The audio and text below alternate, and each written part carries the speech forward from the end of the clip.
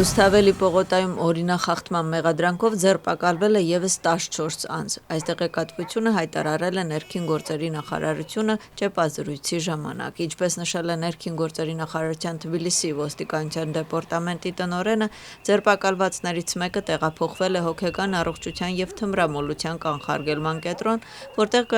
նա կենթարկվի պարտադիր բուժման։ Վաժա Սիրաձեի խոսքով Ներքին գործերի նախարարությունը կոչ է անում քաղաքացիներին պահպանել հավաքների և ցույցերի մասին օրենքով սահմանված նորմերը, հակառակ դեպքում խախտողի նկատմամբ կձեռնարկվեն իրավական միջոցներ։ Դատավորը քաղաքացիական ակտիվիստ Իմեդա Կլդիաշվիլիին դատապարտել է 9 օրվա ազատազրկման։ Կլդիաշվիլին մեղադրվում է հոկտեմբերի 19-ին Ռուսթավելի պողոտայում տեղի ունեցած հանրահավաքի ժամանակ ճանապարհը արհեստականորեն փակելու մեջ։ Կլդիաշվիլիի խոսքով ինքը պլանավորում է հացադուլ հայտարարել։ Փաստաբանները միջնորդություն են ներկայացրել գործի քննարկումը կասեցնելու և սահմանադրական դատարան դիմելու վերաբերյալ, քանի որ մարդկանց կալանավորելու թույլտվության մասին օրենքը հակասահմանադրական է։ 6.6 միլիարդ ԱՄՆ դոլարի ներդրում։ Eagle Hills-ը, որը Միացյալ Արաբական Էմիրությունների ամենախոշոր զարգացման խմբի MR-ի դուստր ձեռնարկությունն է, խոշոր ներդրում է կատարում Վրաստանում։ Այսօր բացվել է Eagle Hills-ի վրացական գրասենյակը։ Արարողությանը ներկա են գտնվել Վրաստանի վարչապետ Իրակլի Կոբախիձեն և MR-ի խմբի հիմնադիր Մուհամմեդ Ալաբարը։ Թբիլիսի Մետաքսի ճանապարհի ֆորումի նախապատրաստական աշխատանքները ավարտվել են։ Հոկտեմբերի 22-ին և 23-ին մայրաքաղաքում կկայանա հերթականությամբ 5-րդ Թբիլիսի Մետաքսի ճանապարհի ֆորումը։ Ներկայացուցչական միջոցառմանը կմասնակցեն բարձրաստիճան քաղաքական գործիչներ, բիզնես ոլորտի և միջազգային կազմակերպությունների ներկայացուցիչներ, տարածաշրջանի երկրների վարչապետներ և փոխվարչապետներ։ Ֆորումին կմասնակցի նաև 2000 պատվիրակ։ Հոկտեմբերի 22-ին կանցկացվի 7 թեմատիկ նիստ, նույն օրը նաև ներդրումային ֆորում, իսկ հոկտեմբերի 23-ին Մետաքսի ճանապարհի ֆորումի շրջանակներում կանցկացվի Թբիլիսիի ֆինանսական գագաթնաժողովը։ Հոկտեմբերի 22-ից 23-ը մեր մայրաքաղաքում կկայանա Թբիլիսիի ֆինանսական գագաթնաժողովը, որին կմասնակցեն միջազգային ֆինտեխ արդյունաբերական առաջնորդները։ Թբիլիսիի Մետաքսի ճանապարհի ֆորումի շրջանակներում անցկացվող լայնածավալ միջոցառումը համատեղ կազմակերպվել է Ազգային բանկի, էկոնոմիկայի նախարարության և Սինգապուրի գլոբալ ֆինանսական և տեխնոլոգիական ցանցի GIFT-ի կողմից։ Թբիլիսիի ֆինանսական գագաթնաժողովի հիմնական թեման կլինի ապագայի ֆինանսական տեխնոլոգիաների զարգացումը, տարածաշրջանի նորարարական ենթակառուցվածքները և միջին միջանցքը։ Թբիլիսիի ֆինանսական գագաթնաժողովին կմասնակցի ավելի քան 50 երկրներից մոտ 1000 պատվիրակ։ Կմասնակցեն աշխարհի տարբեր երկրների կենտրոնական բանկերի ղեկավարներ և ֆինանսական ոլորտի առաջնորդներ, խոշոր ընկերությունների ներկայացուցիչներ և փորձագետներ։ Թբիլիսիի Մետաքսի ճանապարհի ֆորումի շրջանակներում Վրաստան է հրավիրվել Թուրքմենստանի արտաքին գործերի նախարարը։ Վերջինս հրավիրվել է իր վրացի գործընկերոջ Մակա Բոչորիշվիլիի կողմից։ Երկկողմ հանդիպումից հետո նրանք մեկնաբանություններ են արել լրատվամիջոցների համար և պատասխանել լրագրողների հարցերին։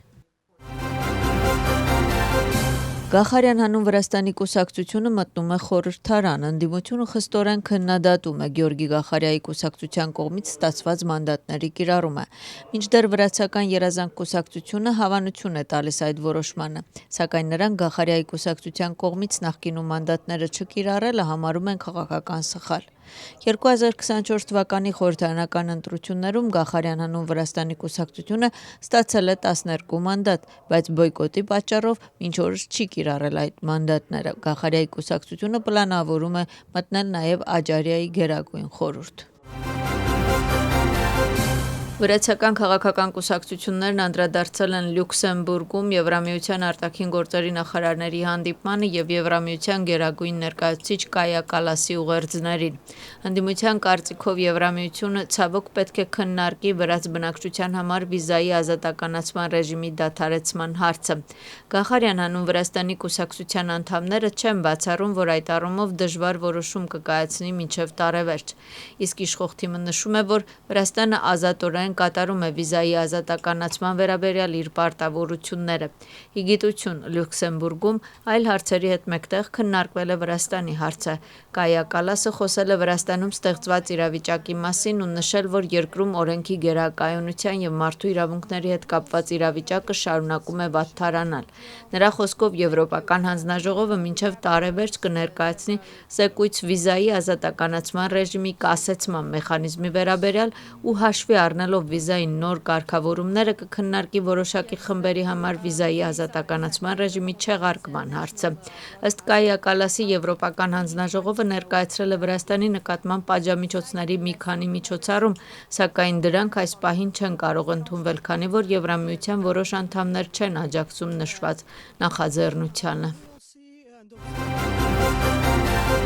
Վրաստանի պաշտպանության նախարարը պաշտոնական այցով ժամանել է Հայաստանի Հանրապետություն։ Իրակլի Չիկովանի դիմավորման արարողությունից հետո նախարարները հանդիպման ժամանակ քննարկել են պաշտոնական համագործակցության եւ տարածաշրջանային անվտանգության հարցեր։ Իրակլի Չիկովանին շնորհակալություն է հայտնել հայկական կողմին Վրաստանի տարածաշրջանային ամբողջականության եւ ինքնիշխանության աջակցության համար եւ ուշադրության հրավիրել հարևան երկրների միջև սերտ կապերի վրա։ Պաշտպանության նախարարների զրույցի հիմնական թեմաներից մեկը տարածաշրջանում խաղաղության եւ կայունության կարեւորությունն էր։ Իրակլի Չիկովանին հաստատել է վրացական կողմի պատրաստակամությունը նպաստելու տարածաշրջանային համագործակցության զարգացմանը։ Նա նշել է Վաշինգտոնում Հայաստանի եւ Ադրբեջանի միջև ստորագրված համատեղ հռչակագրի պատմական նշանակությունը եւ նշել, որ համաձայնագիրը զգալիորեն կնպաստի Հարավային Կովկասում երկարաժամկետ խաղաղության եւ կայունության ամրապնմանը։ Պատվիրակությունների միջև տեղի է ունեցել նաև ընդլայնված հանդիպում։ Պաշտոնական այցի շրջանակներում Իրակլի Չիկովանին կհանդիպի նաև Հայաստանի Հանրապետության վարչապետ Նիկոլ Փաշինյանի հետ։